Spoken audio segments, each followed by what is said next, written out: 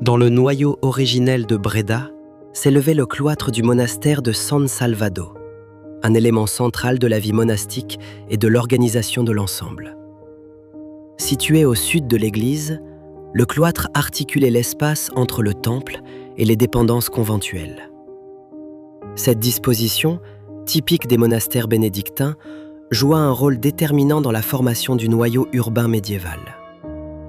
Autour de lui se développèrent des places, des jardins et des bâtiments civils, suivant les tracés du monastère et s'adaptant à la topographie de la ville.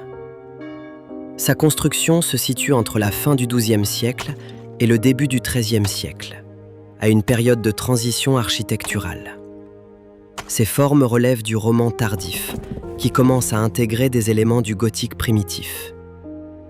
Le cloître présentait un plan presque carré, avec 4 galeries d'environ 18 mètres de long entourant une cour centrale.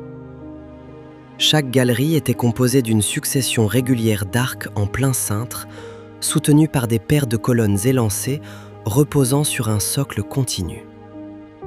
Les chapiteaux présentaient une décoration végétale stylisée, avec de grandes feuilles de lys regroupées dans la partie supérieure, un motif caractéristique de la fin du roman. Au-dessus des galeries s'élevait un étage, destiné à la circulation interne et à diverses dépendances du monastère, le tout couvert par une toiture courant sur le périmètre du cloître. Au centre de la cour, une petite fontaine faisait office d'axe d'équilibre et de symétrie de l'ensemble. Depuis ce point, on percevait la régularité des proportions et la relation entre les éléments structurels. Au-delà de sa fonction pratique, le cloître exprimait une manière de concevoir l'espace fondée sur l'ordre, la mesure et la répétition.